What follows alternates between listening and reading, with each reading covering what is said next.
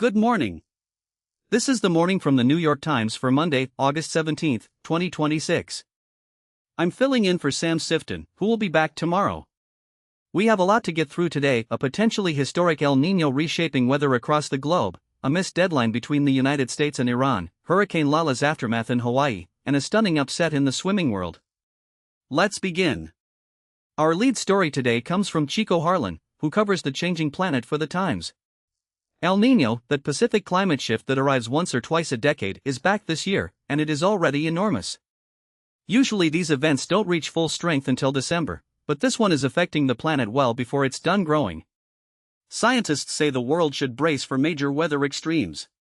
El Niño is nudging up already sweltering global temperatures, causing dry spells and crop failures worldwide, and its ramifications will stretch into next year in droughts, floods, and heat waves that were already growing more intense because of climate change. Now scientists are asking a difficult question: are human emissions causing El Niño events to become stronger and more frequent? There's no expert consensus yet. El Niños are extraordinarily complex, and good records don't go back far enough to have certainty about how they're changing. But the question hangs over the current cycle because it's on track to be the strongest in nearly 80 years of records. Let's look at what's changing. The Pacific influences weather around the world. When temperatures in its tropical zones jump, the consequences play out everywhere from Central America to the Horn of Africa. In Panama, normally one of the wettest countries on Earth, there hasn't been a major storm since early May, raising serious concerns about operations in the Panama Canal, which raises and lowers ships through locks using water from a rain-fed lake. Ethiopia's fertile highlands, the country's agricultural breadbasket, are enduring one of their driest summer stretches in 4 decades. Kenya's western grain-producing counties are experiencing a stunningly poor maize harvest. And India just had its 5th driest June since modern rain records began in 1901. Dry and hot seasons mean fewer crops, which will feed fewer mouths. The United Nations World Food Programme says El Niño could drive an additional 50 million people to experience acute hunger by the end of next year. Why now? El Niño events are essentially ocean anomalies. Their magnitude is measured by looking at a specific rectangular zone of the Pacific to see how much surface temperatures there veer from normal. The answer this year: a lot. Temperatures have soared over the past 3 months, and forecasts say this could be the most freakishly warm year for that zone in modern history, hotter than the strongest El Niño cycles. The 3-month average temperature in that area is likely to be at least 3.6 degrees Fahrenheit higher than normal. That doesn't sound like much, but the ocean is vast and requires tremendous excess heat to warm even slightly. The extra heat affects air temperatures too.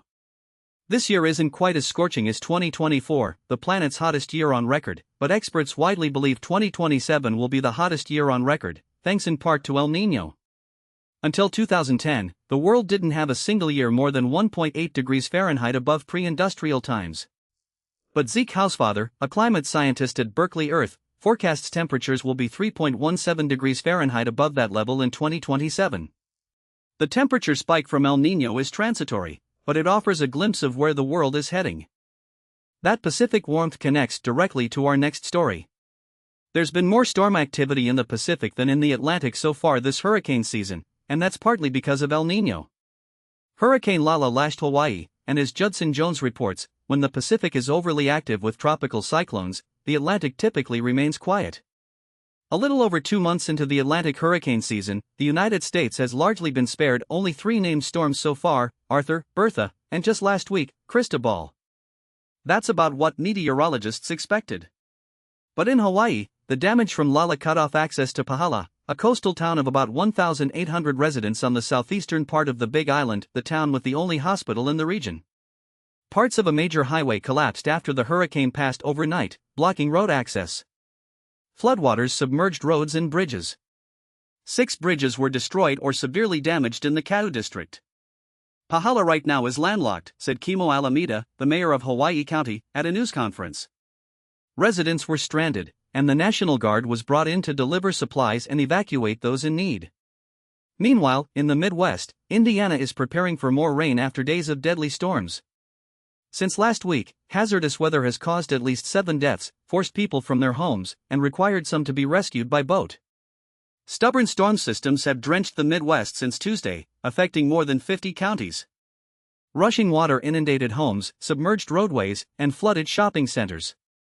In Indianapolis, the White River jumped its banks and threatened portions of the city.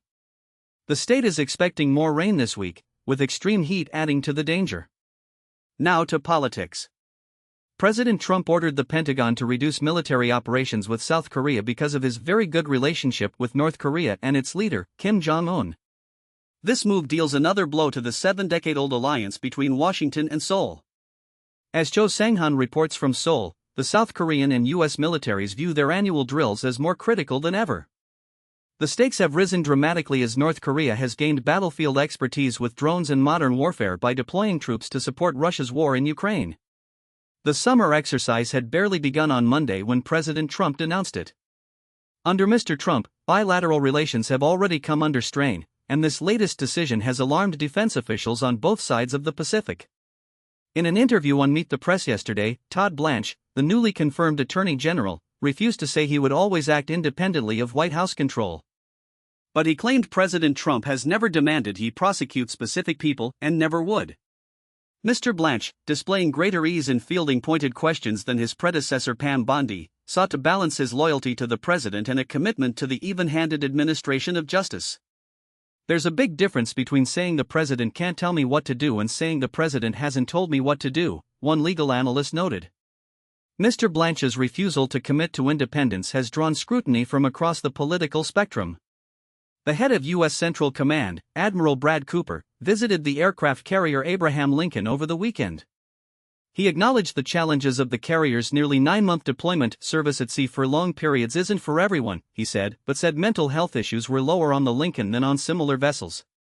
The Lincoln, a San Diego-based carrier with a crew of about 5,000 sailors, is supporting U.S. operations in the Middle East against Iran. Democratic lawmakers have cited reports of shortages of basic supplies, water contamination, plumbing issues, and deteriorating morale.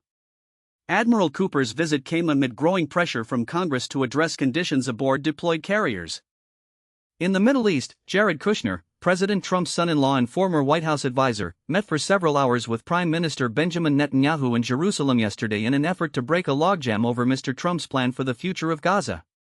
The plan had been stalled for months over Hamas's refusal to lay down its arms, as well as Israel's frequent airstrikes and military operations beyond the withdrawal line agreed to in the October ceasefire. Kushner also met with Hamas leaders yesterday, a rare direct engagement. As David Halpfinger and Adam Raskin report, the Trump administration is under pressure to show progress, but Netanyahu has refused to pull back the military until Hamas fully disarms. Iran's supreme leader, Ayatollah Mojtaba Khamenei, has offered the clearest window yet into his vision for ruling the country. After almost 6 months in hiding, he has appointed a string of hardline, veteran military commanders to top security roles. The overhaul, which took place this month, signals he plans to keep the nation on a war footing, analysts say, ready for open-ended confrontation with the United States and for keeping a lid on dissent at home among Iranians suffering the economic brunt of the conflict. Erica Solomon, the Times' Iran bureau chief, reports that the appointments suggest the supreme leader intends to keep fighting.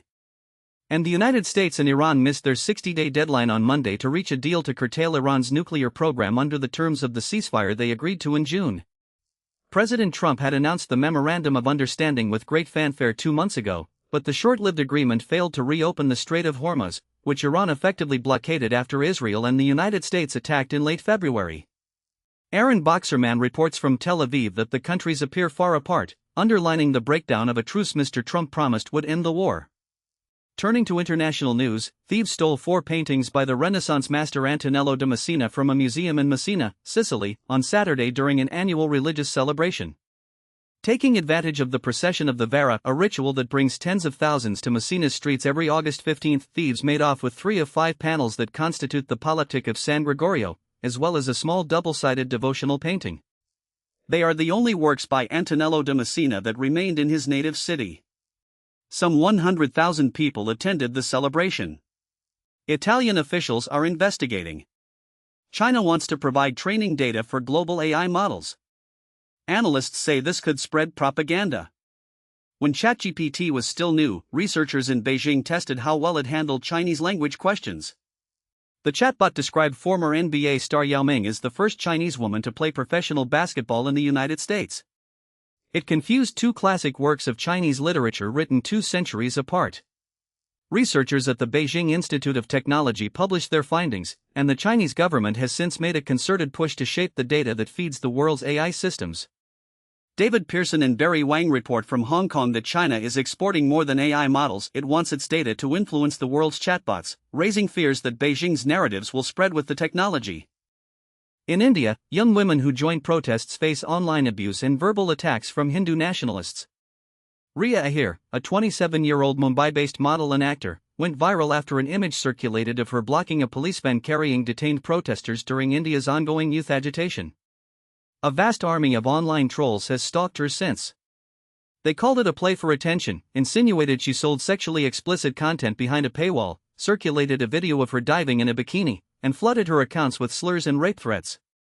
Anuprita Das reports from New Delhi that widespread online abuse and visits from police show the added risks women take standing up for their beliefs in a patriarchal society. Ms. Ahir has chosen to rise above it. "You're not scared of someone who is hiding behind a screen," she said. And in Japan, a 6.8 magnitude earthquake hit last month, but the country avoided major disaster. Our reporter River Akira Davis explores in a new video how one region built quake-proof buildings and infrastructure. It's a remarkable story of preparation meeting necessity.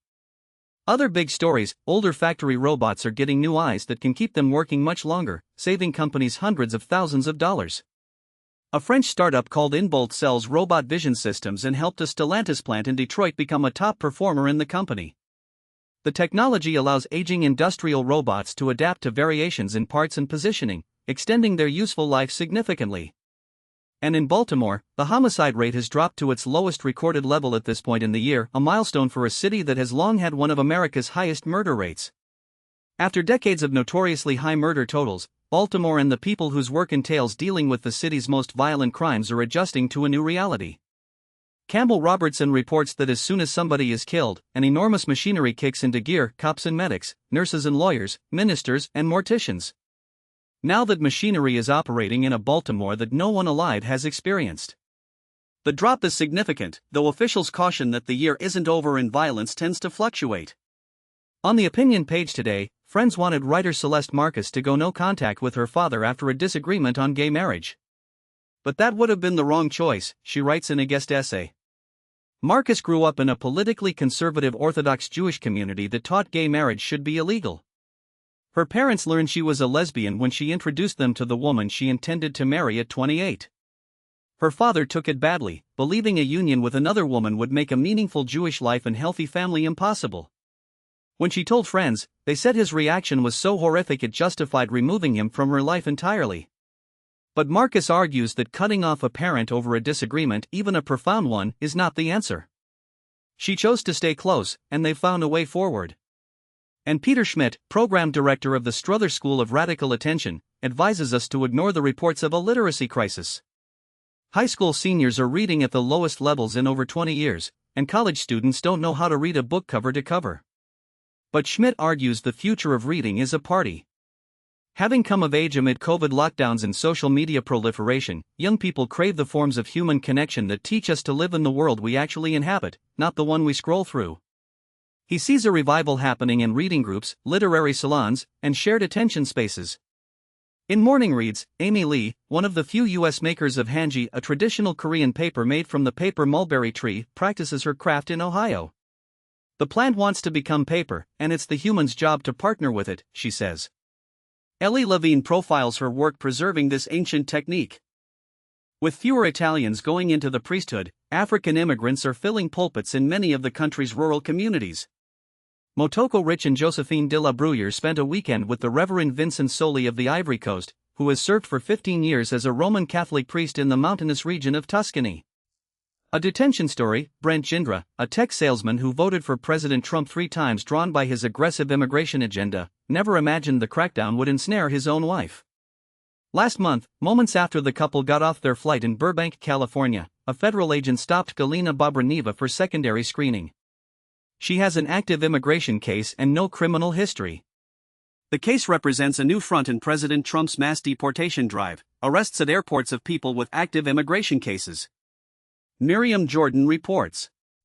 Your pick yesterday, the most clicked link in the morning, was about the world's ugliest dog. Meet Ginny Lou, a 6-year-old rescued pug who likes to dip her protruding tongue into the food bowls of everyone at home. She emerged as the winner of the world's ugliest dog contest on Friday, her fourth attempt at the top prize after being runner-up in 2025. Elena Serro writes that ugly is subjective, but in this competition, it means everything. And in Metropolitan Diary, a favorite t-shirt comes home, plus a mutual admiration society on a downtown F train and knitting on the bus. Today's number, 46. That's how many people work at the shop in Queens that makes almost every New York City street sign. Even in the digital age, humans do the cutting, lettering, and assembling at the Maspeth Central shop. From Cornelia Street to the Brooklyn-Queens Expressway, these 46 workers bring to life the words and symbols that guide the city, more than 70,000 municipal signs a year. Winnie who takes us inside. Sports, for the first time in 14 years, Katie Ledecky lost an 800-meter freestyle race at an international meet. Australian Lonnie Pallister beat her by 1.16 seconds at the Pan-Pacific Championships in Irvine, California. Pallister touched the wall in 8 minutes, 6.1 seconds. The two dueled for the 800 gold at the World Championships last summer too, with Ledecky winning by only 0.36 seconds. Pallister's win came one night after she beat Ledecky in the 400, and 3 nights after she finished second to the American in the 1,500. The race put the world on notice that Pallister was coming, and she has arrived. In memorabilia, a jersey worn by Kareem Abdul-Jabbar, then Lou Alcindor, during UCLA's 1968 NCAA National Championship game sold for $1.25 million through gray flannel auctions on Sunday. This is the only known photo-matched, game-used UCLA jersey worn by the legendary center to surface publicly. When the jersey last changed hands roughly 50 years ago, the cost was slightly less, one transistor radio. The consignor, David, acquired it in the mid to late 1970s by trade in the parking lot of the Forum in Inglewood. And in the NBA, Mark Walters sold the Los Angeles Lakers after just over a year at a $2.5 billion markup. The timing has raised eyebrows, and not just for the brevity of his ownership. 2 of Walters' insurance businesses are under federal investigation. Walters' business empire includes multiple iconic sports franchises. Even after the sale, he's owned the Los Angeles Dodgers since 2012, and the team attended a White House ceremony in July celebrating its 2025 World Series victory. During his speech, Trump hailed the Dodgers as winners and mentioned the late New York Yankees owner George Steinbrenner, a friend. Walters stood nearby with hands clasped, eyes focused on the president. Recipe of the day: Greek chicken with cucumber feta salad, a streamlined version of a combo plate from your favorite Greek diner. Boneless chicken thighs coated with herby, garlicky yogurt, seared until tender inside and crusty and brown outside. Extra yogurt dresses cucumbers and tomatoes. Throw in bell peppers, olives, or thinly sliced red onion for more Greek salad vibe. Eat with lemon potatoes or toasted pita. Get into the groove. Madonna moved to New York to be a dancer. Her artistry blossomed into something much bigger, but she never stopped using dance as a guide. To her, it's an invitation to shed your skin, to be born anew, and she wants everyone to join in. Paul Simon's Graceland turns 40 this year. In the book Days of Miracle and Wonder, music historian Ashley Kahn takes a careful look at the cross-cultural forces that led to the album's creation and the debates that still surround it. Mark Broad reviews it: "No other cultural object have I loved so long, so deeply, so blindly." HBO's new superhero series Lanterns debuted last night. Before tuning in, catch up on the lore. There's more than one Green Lantern, and not every lantern is green. Simon Abrams walks us through the history going back to 1940. And we note the passing of Hayden Panettiere. She began her career in front of cameras at 11 months old and won acclaim for films like Remember the Titans and the TV series Heroes. She spoke openly about her struggles with mental health issues and substance abuse, including in a memoir published this spring. She died at 36. The Morning recommends: eat a kiwi. They're odd-looking fruits but fiber-rich and packed with nutrients. Start strength training with simple moves that don't require any equipment. Do your laundry anywhere with tips from Wirecutter. And take our news quiz. Games: today's spelling bee. Yesterday's pangrams were becloud and beclouded. And here are today's mini crossword: Wordle, connections, crossplay, and strands. Thanks for spending part of your morning with the Times. See you tomorrow. This has been the morning for August 17, 2026.